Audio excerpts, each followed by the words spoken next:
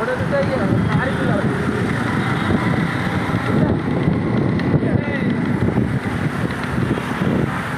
করেন ক্যাম্পাসে এখনো ঢুকতে পারি নাই কারা না না এখন পারবে না, পারবে না, এই মুহূর্তে তো পারবেই না। এখন ও যদি একটা মিশু করলেও অবস্থা খারাপ করে মায়ের খাবে না, মিছিল করলে মায়ের খাবে না, কিন্তু ওই যে হ্যাঁ হ্যাঁ কিন্তু হলদখল করতে পারবে না এখনো।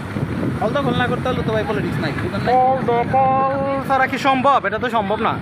ফল তো দখল করতে হবে, তবে এটা এখন না, তবে সময় লাগবে আর কি।